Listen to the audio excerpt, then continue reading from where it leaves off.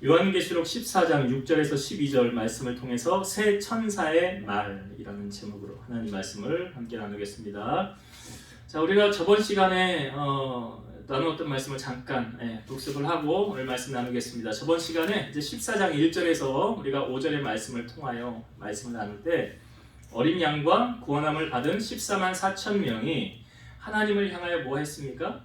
찬양을 하더라. 그 찬양 소리가 마는 물소리와 같고 큰 우레소리와도 같더라.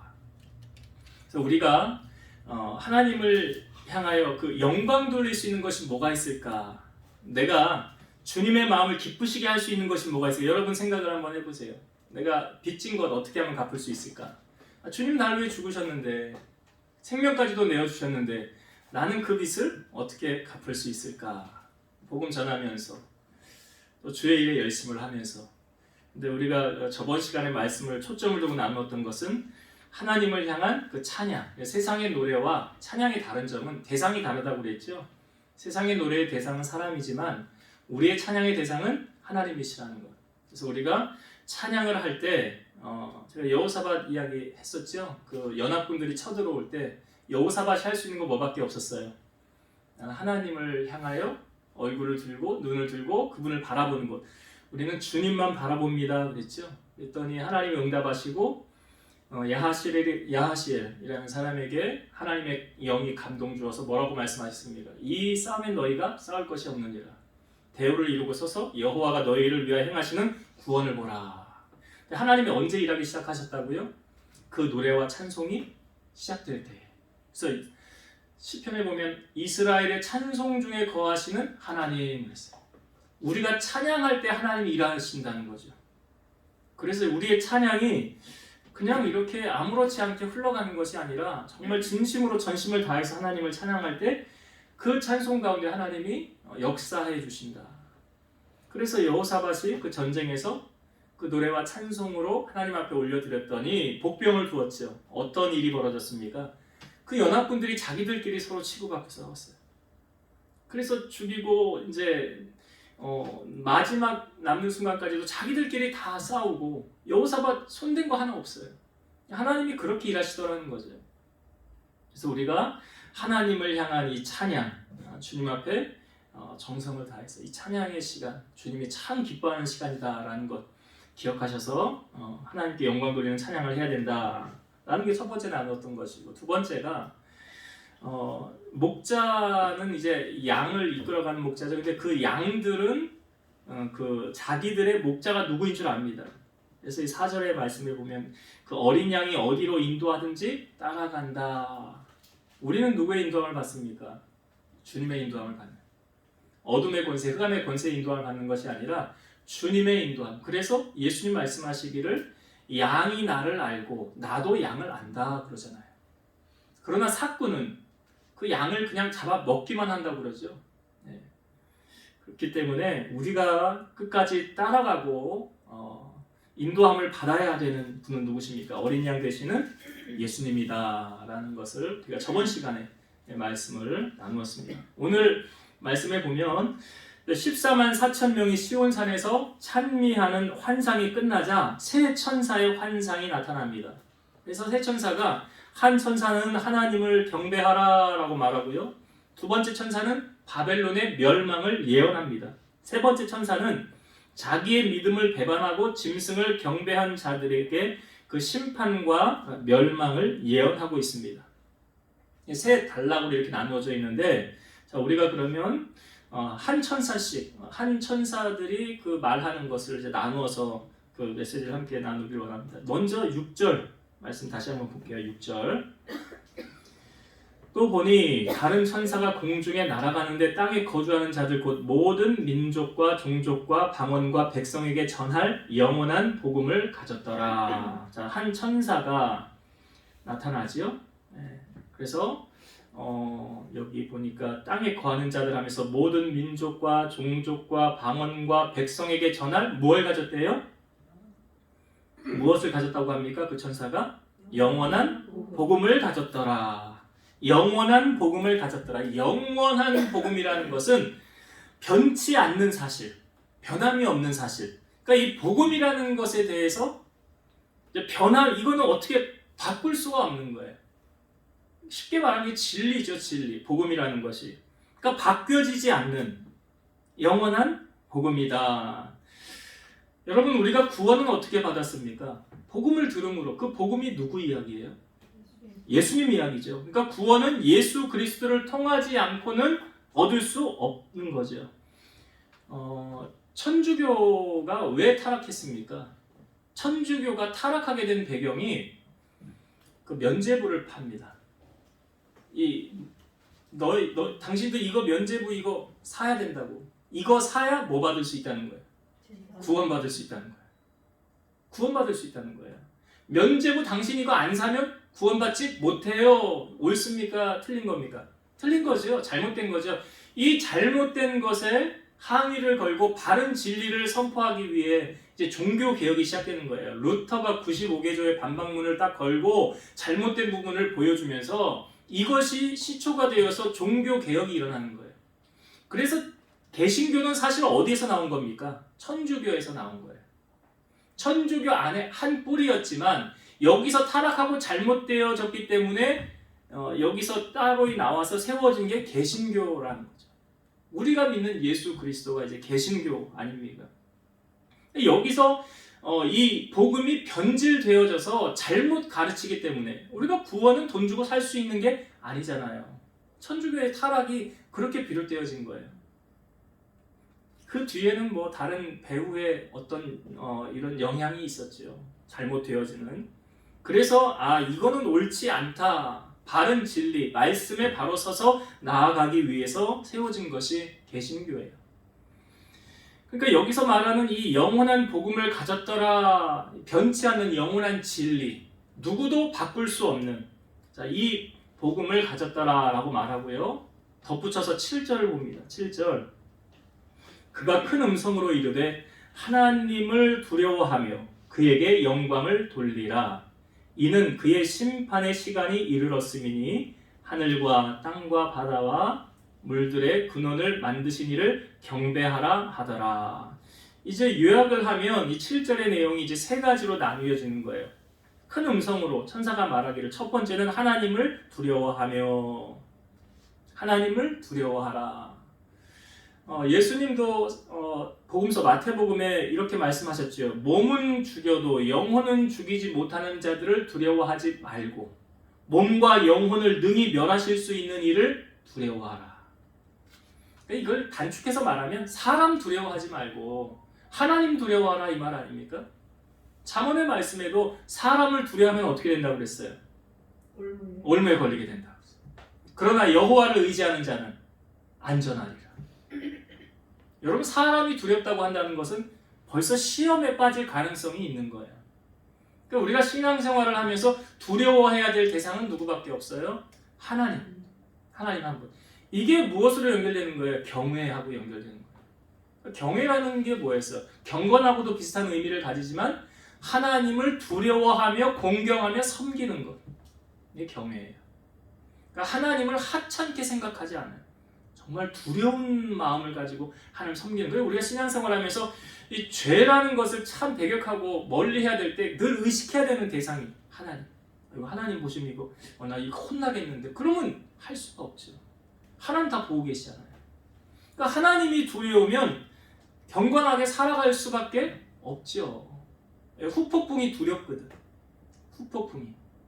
그러니까 하나님을 두려워하라. 여기 첫 번째 천사가 말하고, 두 번째가 뭐냐면 그에게 영광을 돌리라 그러죠.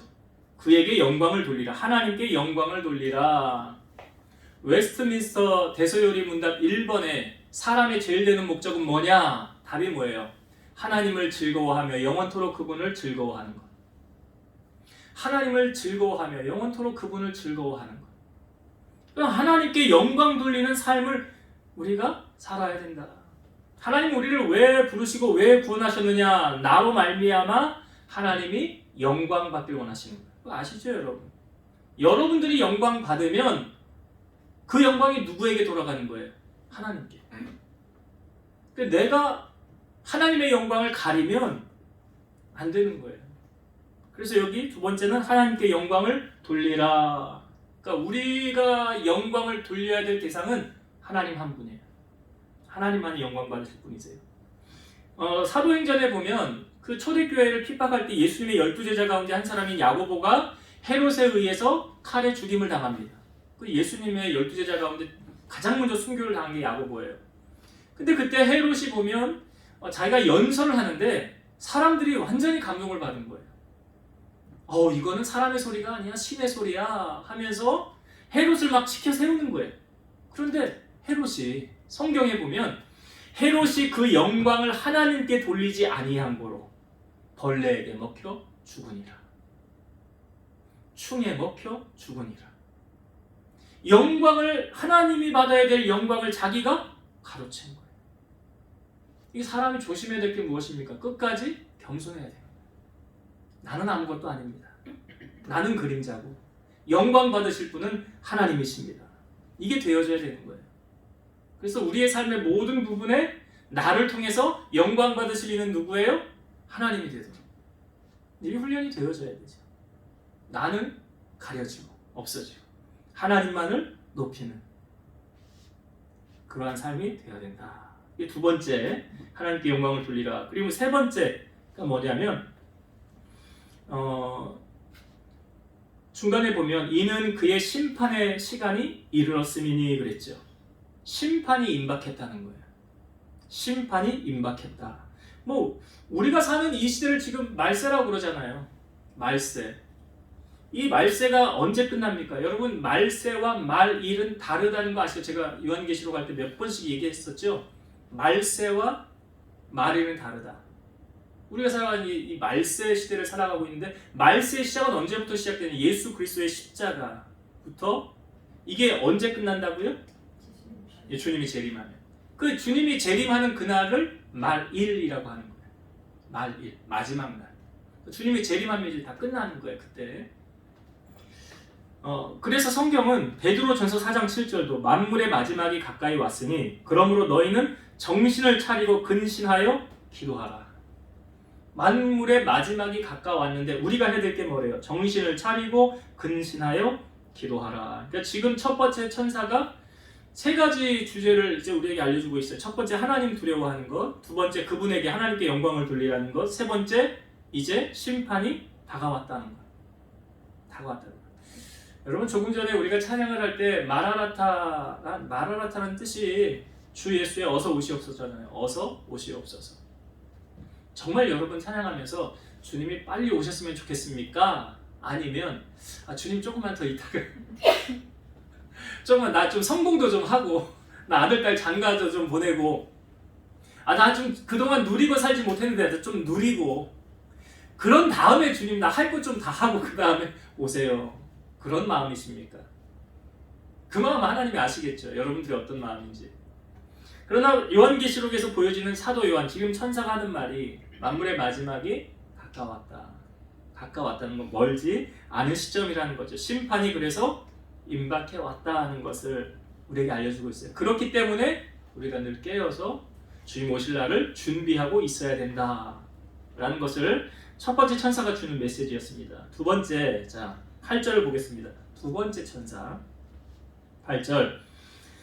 또 다른 천사 곧 둘째가 그 뒤를 따라 말하되 무너졌도다 무너졌도다 큰 성 바벨론이여 모든 나라에게 그의 음행으로 말미암아 진노의 포도주를 먹이던 자로다 하더라. 자, 이게 둘째 천사가 한 말입니다. 둘째 천사가 한 말이에요. 자, 근데 시제를 한번 잘 보세요. 여기 둘째 천사가 말하되 뭘 두 번 강조합니까? 무너졌도다 무너졌도다. 자, 이 시제가 현재, 과거, 미래 어떤 시제입니까? 현재예요, 과거예요, 미래예요. 무너졌도다 라는 것은 현재를 말하는 거예요, 미래를 말하는 거예요, 과거를 말하는 거예요? 과거잖아요. 과거. 무너졌도다 라는 거는 두 번 강조하는 거거든요. 그 무너졌다는 거잖아요. 과거형이라는 거죠. 앞으로 이렇게 무너질 게 아니라 이미 무너졌다라는 거예요. 근데 뭐가 무너졌다는 거예요? 그 다음 나오는 말이 큰 성 바벨론이요. 큰 성 바벨론이요. 자, 여기서 말하는 바벨론이 어느 나라를 의미하는가? 그 다음 보세요. 모든 나라에게 그의 음행으로 말미암아 진노의 포도주를 먹이던 자로다. 모든 나라에게 그의 음행으로 말미암아. 자, 제가 성경을 풀을 때 요한계시록에서 말하는 음행은 성적인 타락이라고 그랬습니까? 우상숭배라고 그랬습니까? 그렇죠. 우상숭배죠. 여기서 말하는 음행도 우상숭배예요. 우상숭배를 말하는 거예요. 그러면 지금 여기 그 모든 나라들이 그 우상을 섬기게 했다는 거잖아요. 그리고 진노의 포도주를 먹이던 자라. 그럼 여기서 말하는 바벨론은 시대적으로 우리가 비추어 볼 때 무엇을 비유할까요? 어느 나라를 비유할까요? 그렇죠, 로마예요. 바벨론하고 로마하고는 공통점이 있어요. 공통점이 있는데 이스라엘 그 솔로몬 왕 이후로 북이스라엘과 남유다로 나뉘어지게 되었죠. 근데 북이스라엘은 722년에 아수르에 의해서 멸망을 당했어요. 남유다는 586년에 어디에 의해 멸망당했을까요? 바벨론에 의해서. 바벨론에 의해 멸망을 당하면서 솔로몬이 세웠던 성전이 허물어졌어요. 바벨론에 의해서. 예수님 당시에 헤롯 성전이라고 하는 성전이 AD 70년에 어디에 의해서 무너집니까? 로마에 의해서. 공통점이 뭐예요? 하나님의 성전을 파괴했다는 거. 무너뜨렸다는 거. 그리고 그 당시에 바벨론 하면 이 요한계시록은 로마지만 그 당시에 최고의 권력을 가진 나라들이에요. 그 최고의 권력을 가진 나라들이 뭘 합니까 지금? 우상을 섬기게 만들잖아요. 다시 말해 예수 믿는 사람들을 핍박하고 고난 가운데 몰아넣었던 세력들이 바로 바벨론과 로마예요.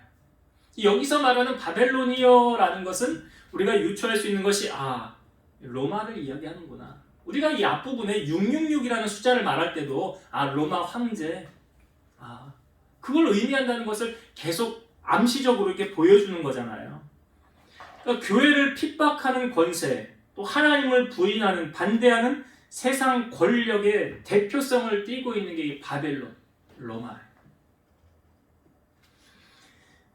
이들이 영원할 것 같았지만 성경은 말합니다. 무너졌도다, 무너졌도다. 로마가 영원할 것 같았지만 영원하지 않았습니다. 무너졌습니다.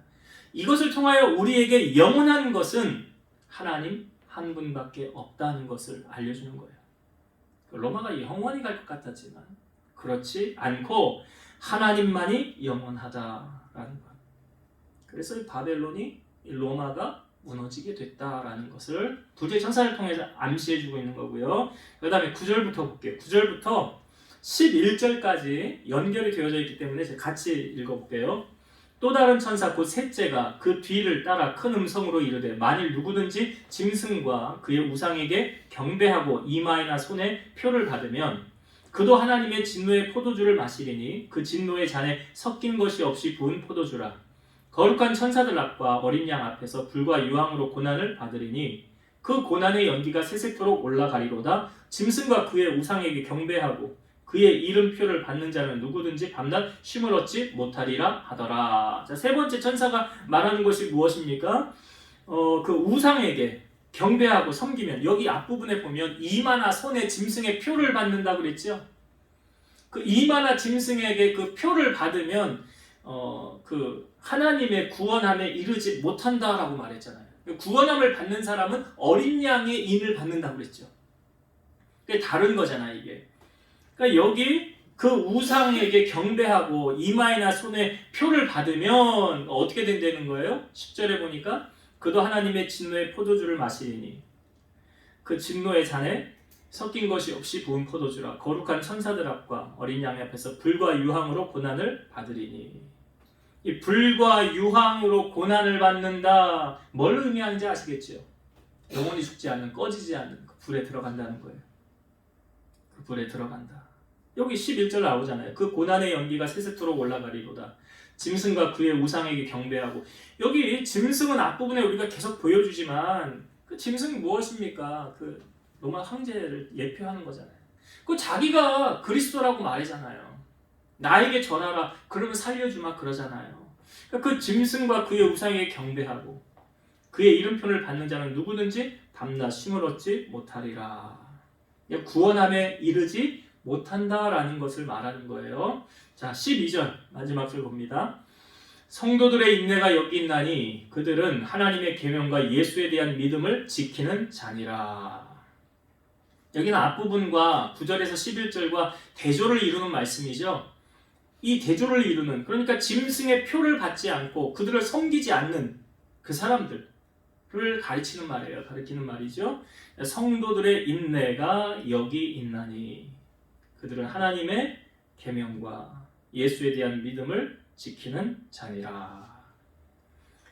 찬송가에도 환난과 핍박 중에도 성도는 신앙 지켰네. 이 신앙 생각할 때에 기쁨이 충만하도다. 성도의 신앙 따라서 죽도록 충성하겠네. 환난과 핍박이 와도 이 믿음 놓지 않고 끝까지 신앙의 경주, 믿음의 경주를 이어간 구원받은 하나님의 자녀들, 하나님의 백성들을 여기서 말하고 있는 거죠. 자, 여기 우리가 이제 이 세 천사의 말을 이제 나누어 보았는데요. 제가 한 두 가지로 주시는 은혜를 함께 나누고 말씀을 마치겠습니다. 여러분, 성경이 기록된 목적은 왜 성경이 기록됐습니까? 성경은 누구 이야기예요? 예수님의 이야기죠. 왜 예수님의 이야기를 성경에 기록해 놨을까요? 왜요? 구원 얻는 방법을 여기서 알려주기 때문에. 그러니까 성경이 기록된 목적이 뭐냐? 자, 요한복음 20장 30, 31절. 예수께서 제자들 앞에서 이 책에 기록되지 아니한 다른 표적도 많이 행하셨으나 오직 이것을 기록함은 너희로 예수께서 하나님의 아들 그리스도이심을 믿게 하려 하며 또 너희로 믿고 그 이름을 힘입어 생명을 얻게 하려 함이니라. 오직 이 성경을 기록한 목적은 너희로 예수께서 하나님의 아들 그리스도이심을 믿게 하려 하며 너희로 믿고 그 이름을 힘입어 생명을 얻게 하려 함이라. 이게 죽은 사람이 다시 살아나는 그 생명을 말하는 게 아니라 사망에서 생명으로 옮겨지는, 다시 말씀드리면 지옥에 갈 운명이 천국에 갈 운명으로 바뀌어지는 걸 말하는 거예요. 오직 구원은 예수님으로만 가능하다는 것을 성경이 알려주는 거죠. 예수님보다 6개월 먼저 와서 예수님의 길을 예비한 사람은 누구죠? 세례 요한. 세례 요한이 복음을 이렇게 전했어요. 회개하라, 천국이 가까이 왔느니라. 이렇게 외치며 다니면서 사람들이 자기들의 죄를 자복하고 요단강에 와서 사람들이 세례를 받습니다. 그때 많은 바리새인과 사두개인들이 그때 막 같이 왔어요. 근데 그 사람들은 세례 요한을 인정하지 않았어요. 그러니까 세례 요한이 그 세례를 베푸는 것을 옆에서 보면서 뭐라고 그랬겠지요. 그러니까 세례 요한이 이렇게 말합니다. 이 사람들을 향하여 독사의 자식들아, 누가 너희를 가르쳐 임박한 진노를 피하라 하더냐? 그러므로 회개에 합당한 열매를 맺고 속으로 아브라함이 우리 조상이라고 생각하지 말라. 내가 너희에게 이르노니 하나님이 능히 이 돌들로도 아브라함의 자손이 되게 하시리라. 이미 도끼가 나무 뿌리에 놓였으니 좋은 열매를 맺지 아니하는 나무마다 찍혀 불에 던져지리라. 나는 너희로 회개하게 하기 위하여 물로 세례를 베풀거니와 내 뒤에 오시는 이는 누구예요? 예수님이죠. 나보다 능력이 많으시니 나는 그의 신을 들기도 감당하지 못하겠노라. 그는 성령과 불로 너희에게 세례를 베푸실 것이요 손에 키를 들고 자기의 타작마당을 정하게 하사 알곡은 모아 곳간에 들이고 쭉정이는 꺼지지 않는 불에 태우시리라. 여기 알곡은 뭘 의미하는 거예요? 구원받은 하나님의 백성을 어디로 들여놓는데요? 곳간에. 곳간이 어딘지 아시겠죠? 천국이잖아. 알곡 백성은 곳간에, 천국에. 반면에 쭉정이는 누구예요? 오늘 말씀의 비유를 하면 여기 그 짐승에게 경배하고 손이나 이마에 표를 받은 구원받지 못한 백성들은 그 쭉정이는 어떻게 된대요? 꺼지지 않는 불에 태우시리라. 그러니까 거기는 죽을래도 죽지 못하는 영원한 고통만이 있는 그곳. 세례 요한은 이 주님이 오셔서 이렇게 하신다는 것을 이미 말씀을 통하여 선포하고 있는 거죠. 예수님의 유언 마지막 사도행전 1장 8절에 예수님이 이 유언을 하고 하늘로 올라가셨죠. 오직 성령이 너희에게 임하시면 너희가 권능을 받고 예루살렘과 온 유대와 사마리아 땅끝까지 이르러 뭐가 돼요? 내 증인이 되리라. 내 증인이 되리라. 그러니까 우리로 하여금 예수님 만난 사람은 증인의 삶을 사는 거죠. 로마서 10장 14, 15절. 그런즉 그들이 믿지 아니하는 일을 어찌 부르리요? 듣지도 못한 일을 어찌 믿으리요? 전파하는 자가 없이 어찌 들으리요? 보내심을 받지 아니하였으면 어찌 전파하리요? 기록된 바 아름답도다 좋은 소식을 전하는 자들의 발이함과 같으니라. 그러니까 좋은 소식을 전하는 사람의 발이 있어야 그 전하는 사람이 있어야 듣게 된다는 거죠. 듣지도 못했는데 어떻게 믿냐 이 말이에요. 우리가 누군가에게 예수 그리스도를 소개해야 그 사람이 예수님에 대한 소문을 듣고 그를 발걸음을 옮겨서 주님을 믿게 되지 않겠느냐 이 말이에요. 그래서 로마서 10장 13절 누구든지 주의 이름을 부르는 자는 구원을 받으리라. 구원은 누구로만 받는다고요? 예수님의 이름. 사도행전 16장 31절 이르되 주 예수를 믿으라 그리하면 너와 내 집이 구원을 받으리라. 구원은 돈 주고 사는 게 아니에요. 오직 예수 그리스도의 이름이 증거되어질 때 어둠이 떠나가고 빛이 선포됨으로 그가 예수 그리스도를 나의 구주로 영접하는 순간 죄사함을 받게 되고 사망에서 생명으로 옮겨지게 되고 영원히 꺼지지 않는 불에 들어갈 인생이 하나님의 천국 백성, 알복 백성이 되어서 하나님의 나라에 입성하게 되는 거예요. 그러니까 이 진리를 하나님 우리를 먼저 부르셨잖아요. 우리를 보내시는 거예요. 고린도전서 1장 21절 하나님의 지혜에 있어서는 이 세상이 자기 지혜로 하나님을 알지 못하므로 하나님께서 전도에 미련한 것으로 믿는 자들을 구원하시기를 기뻐하셨도다. 이게 무슨 말입니까? 하나님께서 전도에 미련한 것으로 믿는 자들을 구원하시기를 기뻐하셨도다. 그러니까 우리는 누가 예정되어 있는지 모르잖아요. 저 사람은 구원받기로 예정되어 있어. 저 사람은 구원 못 받는 사람이. 우리 칼빈의 예정론을 믿으니까. 근데 누가 예정되어졌는지 예정되어지지 않은 우리는 알 수 없어요. 우리는 몰라요. 우리가 해야 될 역할은 무엇입니까? 예수 그리스도를 전했을 때 그가 믿고 주님 앞으로 돌아오는 자라고 하면 택한 영혼이에요. 우리가 전했는데 그가 믿지 않아요. 그럼 우리가 어떻게 할 수 없는 부분 아닙니까? 그거는? 억지로 뭐 구원받게 할 수 있나요? 하나님 앞에 기도로 매달리는 수밖에 없지만 구원은 전적으로 하나님이 하셔야 되는 역사니까 사도 바울을 변화시킨 것도 주님이 하신 거 아닙니까? 사람이 한 거 아니잖아요. 그러니까 우리의 역할은 무엇입니까? 때를 얻든지 못 얻든지 전파하기 힘쓰라 그랬어요. 우리의 역할은 증인의 삶을 사는 거예요. 전하는 거예요. 그리고 난 전했을 때 그 다음에 역사는 누가 하시는 거예요? 하나님이 하시는 거예요.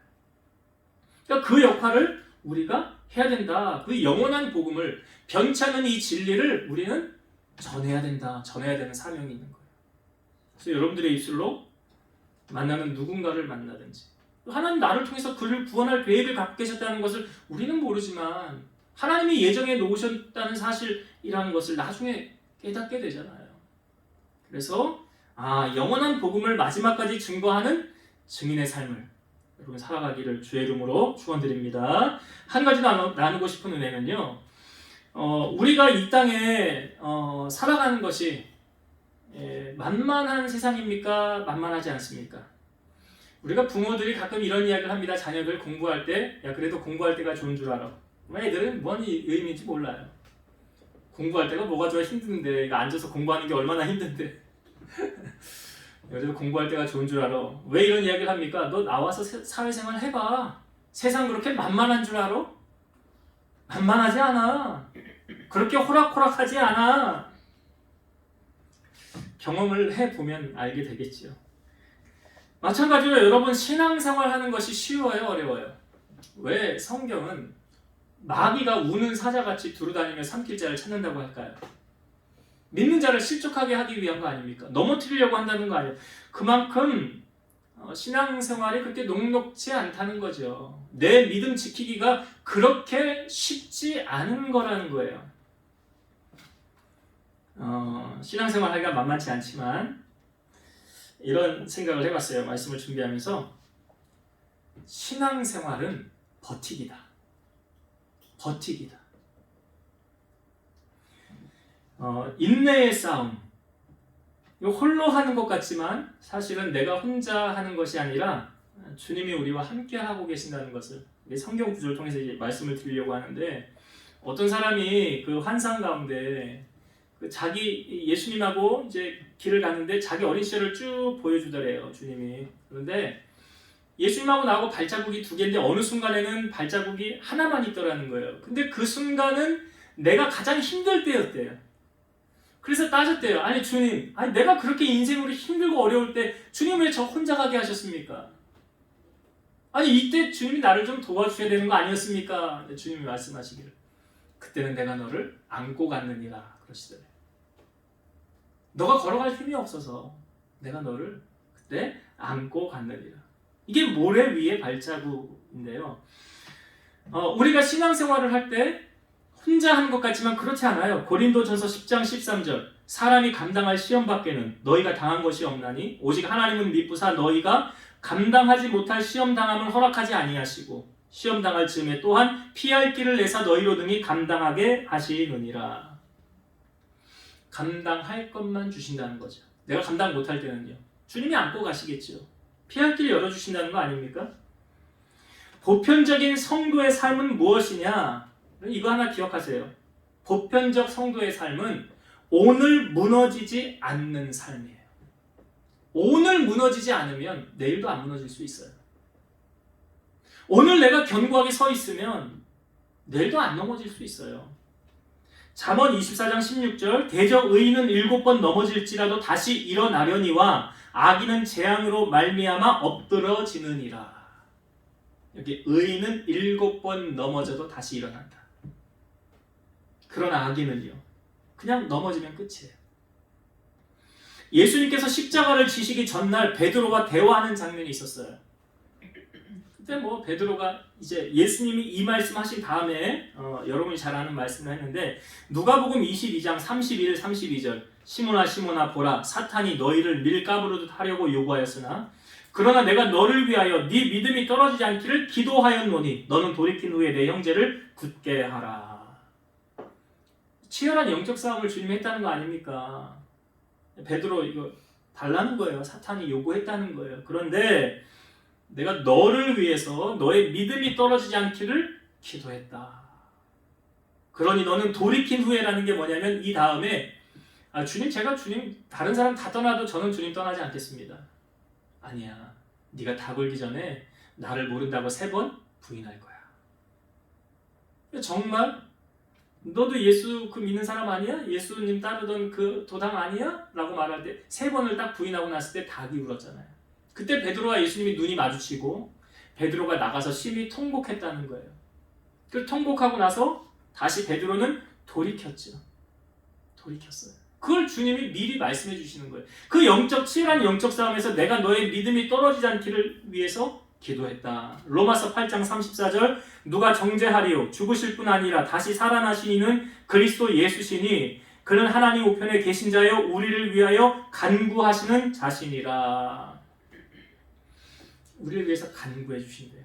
주님이 우리를 홀로 두지 않으신다. 예수님이 마태복음 28장에 이 사도행전 1장하고 좀 연결되어지는 부분, 이게 이제 주님이 이 땅에서 사역의 마지막 부분을 감당할 때 이 말씀하셨어요. 마태복음 28장 18절에서 20절 예수께서 나와 말씀하여 이르시되 하늘과 땅의 모든 권세를 내게 주셨으니 그러므로 너희는 가서 모든 민족을 제자를 삼아 아버지와 아들과 성령의 이름으로 세례를 베풀고 내가 너희에게 분부한 모든 것을 가르쳐 지키게 하라. 볼지어다 내가 세상 끝날까지 너희와 항상 함께 있으리라 하시니라. 세상 끝날까지 주님 우리를 떠난대요, 안 떠난대요? 안 떠난대잖아요.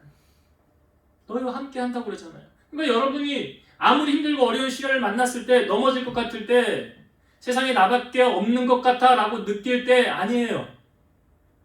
그건 사단의 속삭임이고 주님이 나와 함께 하신다는 것을 믿고 승리하는 여러분 되시기 바랍니다. 복음 성가에도 있잖아요. 예수의 이름으로 나는 일어서리라. 주가 주신 능력으로 나는 일어서리라. 원수가 날 향해 와도 쓰러지지 않으리. 주가 주신 능력으로 주가 주신 능력으로 주가 주신 능력으로 일어서리. 오늘 우리가 읽은 본문의 마지막 12절의 말씀을 우리가 이렇게 나누었어요. 성도들의 인내가 여기 있나니. 그러니까 인내란 버티는 거라고 그랬잖아요, 여러분. 신앙생활 버티는 거라고요. 타협하지 않고.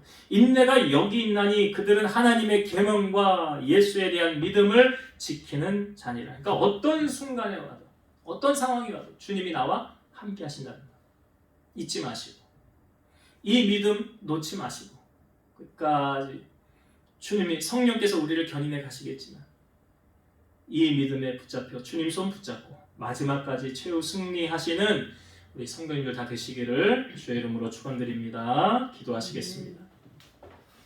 살아계셔서 역사하신 하나님 감사합니다.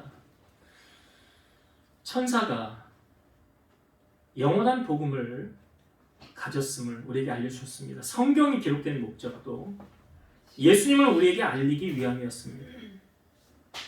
구원에 관한 진리는 다른 것으로는 얻을 수 없고 오직 예수님으로만 구원받을 수 있음을 우리에게 알려주셨습니다. 우리가 주님의 은혜로 구원함을 얻었고 이제 주님이 우리를 세상에 보내실 때 증인된 삶으로 우리 입술을 통해서 예수 그리스도가 증거되어지게 하시고 우리를 통해서 택한 영혼들이 주님 앞에 돌아올 수 있는 놀라운 은혜와 하나님의 일하심을 목격하는 우리 교회와 성도들이 되게 하여 주옵소서. 험한 세상을 저희들 살아가지만 세상과 타협하며 살아가는 것이 아니라 그 짐승의 표를 받고 그 짐승에게 음행하고 그 짐승을 따라 섬기는 그런 어리석음을 내려놓게 하시고 끝까지 우리는 하나님의 말씀과 예수님의 계명을 따라 지키는 그래서 마지막 최후의 순간 주님과 더불어 하나님의 나라 입성하고 천국 백성으로서 주님과 영원히 즐거운 하나님의 나라에서 하나님께 영광 올려드리는 우리 사랑하는 우리 모든 성도들 되게 하옵소서. 예수님 이름으로 감사하며 기도드리옵나이다. 아멘.